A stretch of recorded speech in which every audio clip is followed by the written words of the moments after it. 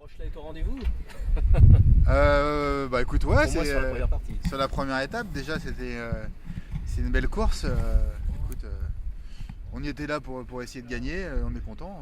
Ouais, on a gagné la première, on a resté à gagner la deuxième. Bon. On a eu l'impression d'une grosse maîtrise quand même au niveau de tes trajectoires. L'impression que c'était textbook. Tu as suivi ton routage, nickel. Le routage, non, parce que bah il y a. En fait, on savait d'entrée de jeu que ça allait. Qu'au bout du 5 ou 6e jour qu'on allait attaquer le front, que ceux qui étaient devant allaient sûrement creuser. Donc le but c'était d'attaquer fort d'entrée de jeu, vraiment sur le reaching, sur les réglages, sur les changements de voile, vraiment dans le tempo pour infliger un rythme soutenu et essayer de creuser ou en tout cas de pas de faire larguer s'il y a quelqu'un qui était plus rapide que nous. Donc l'objectif c'était vraiment de mettre vraiment le tempo d'entrée de jeu pour essayer de se placer, mais la stratégie n'était pas évidente à avoir. La stratégie, tout le monde la connaît, c'est aller dans le nord, essayer de choper le front. Après, c'est plus à trouver la belle trace, le beau passage, savoir accélérer au bon moment. Et ça, c'était pas forcément évident parce que les fichiers entre le CEP, l'Europe et le GFS disaient des trucs différents. Donc en fait, on essayait de tous les jours, à chaque routage, on se refixait un petit point à fur et à mesure. On affinait à savoir s'il fallait accélérer ou lofer. Et on prenait pas les routages au pied de la lettre parce que c'était des choses qui nous envoyaient des fois à une trace à 8 jours mais qui était incertaine. Donc j'essayais de regarder ce qu'elle allait potentiellement faire. On savait que en tout cas on avait 4-5 jours à peu près droite, mais il y en a certains qui descendaient de 15 degrés, d'autres qui relofaient de 15. Donc on a essayé de trouver le juste milieu, trouver une bonne trajectoire, comme en ski, essayer de trouver la bonne trajectoire dans la poudreuse. Et à l'arrivée, du coup, pas de transition pénalisante, justement, avec la transition avec la dépression. Finalement, ça s'est bien passé pour vous? Vous avez été ralenti un petit peu? Bah ouais, le front quand même, on a été, je pensais qu'on allait pouvoir le passer beaucoup plus facilement, enfin pas beaucoup plus facilement, mais en tout cas on l'a passé en 3 heures. Mais je pensais que Catherine allait se faire un peu plus engluer. Ouais. Mais en fait, juste quand on est passé derrière, il y a une énorme cellule qui a gonflé. Ouais. Une grosse cellule nuageuse, orageuse. Et ce qui a dû lui amener du vent. Donc c'est pour ça qu'elle a fait longtemps de l'est quasiment, pendant que nous on était déjà au près. Et qui a réduit l'écart considérablement. Après, moi j'étais pas inquiet parce qu'il y avait toujours 60 000 et qu'il fallait qu'il fasse du près. Donc, et puis après, je savais que la dernière partie était aussi pour nous parce que le vent, à fur et à mesure de la nuit, va tourner à droite et mollir.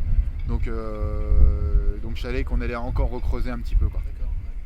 Tu dirais que c'est une course en 2 temps, cette première partie qui était finalement plutôt sympa, non? Décris-moi, c'était comment cette première partie? Plutôt rapide, il faisait encore chaud. Ouais, enfin c'est. Final, le raging c'est jamais très agréable sur ces bateaux-là parce que ça mouille beaucoup. Alors même si l'eau est chaude, même s'il fait chaud, on est quand même tout le temps salé. On essaie de se protéger, de se sécher parce que voilà. Donc c'est amusant parce que ça va vite, voilà, mais c'est quand même très humide sur des bateaux-là. Donc c'est pas non plus une partie de plaisir.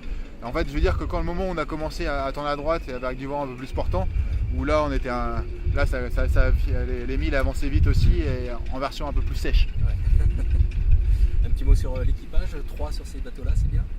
Bah en tout cas sur le Mac 43, ouais, plus de 3 ça me paraît compliqué parce que déjà à 3 c'est un peu la guerre, quoi. Enfin faut trouver son rythme, sa place. Et non, super content du travail de Rodrigue et d'Eric. Ils n'ont jamais rien lâché, toujours du mordant, toujours même dans les petits coups durs, toujours répondu présent. Et non, on a une belle équipe et je suis content qu'on ait la même équipe sur la deuxième, comme ça on a déjà tous nos automatismes. Bah oui. Et c'était important pour moi de garder un peu ce qui s'est passé sur la première. On s'est créé notre petit univers et c'est bien de le garder pour la deuxième, quoi. C'était quoi le rythme? Tout le monde, vous avez pu partager des moments tous ensemble ou En fait le rythme c'était des quarts de 2 heures, donc un au dodo, un en stand-by, un sur le pont. Et on tournait comme ça, sauf au moment où on taquinait un peu qu'à la bordure du front, où il fallait être dessus en météo, où moi je me suis mis hors quart et les deux tournaient. Moi je donnais un coup de main dès que c'était un peu plus tranquille, mais les deux tournaient quand il y avait beaucoup d'updates météo, de cartes satellites à prendre pour ajuster la trajectoire. D'accord. Une petite dizaine d'heures d'avance peut-être sur Catherine, tu penses que c'est pas mal ça pour la C'est toujours mieux que 10 minutes.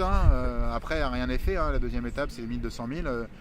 S'il y a un front qui court derrière, on sait très bien que si tu es devant et que tu arrives à rester devant le front plus longtemps, tu peux vite recoller une dizaine d'heures. Donc non, il ne faut pas s'endormir sur les lauriers. C'est bien. on est déjà content de les avoir. Mais non, rien n'est fait. Horta, c'est bien, c'est sympa, c'est quelque chose qui te parle. Horta, pour moi, c'est une de mes destinations préférées. La plupart du temps, ça me réussit pas mal. D'ailleurs, pour le petit clin d'œil, je disais tout à l'heure, j'ai amené une petite tortue en peluche qui représente le logo de l'aquarium La Rochelle avec La mer n'est pas une poubelle que je portais dans mes voiles en 2012. Donc Denis me disait la tortue elle va vite, elle va vite, elle va vite, et j'avais gagné ici. Donc du coup j'ai ramené une petite tortue à bord en disant pour arriver à Horta ça passe pas mal en général. Donc j'ai ma petite tortue qui nous a guidés dans le front et qui nous a fait croiser une baleine, enfin 2 baleines, sa mère et son baleineau qui nous ont tourné autour pendant 10 minutes, un quart d'heure alors qu'on était posé dans la pétole. C'était un spectacle assez incroyable. Et non, Horta, on est toujours hyper bien reçu par Armando et toute son équipe. C'est vraiment toujours un plaisir et tout le monde est vraiment très accueillant ici. Et c'est vraiment un lieu que j'adore, donc je suis content en plus de gagner ici. Bon, dernier mot, physiquement, t'es comment là? C'est usant, là, c'est 9 jours là? À 3, c'est plus facile qu'en solitaire. Mais ouais, on est un peu. On dort bien déjà, c'est bien. Et puis, non, ça va. Écoute, une bonne nuit et puis. On ressort reparti, non, un peu de bricolage. Il y a un peu de check du bateau parce qu'il a quand même encore une fois mis à rude épreuve. Mais bon, ça va le faire. Bon, top, extra.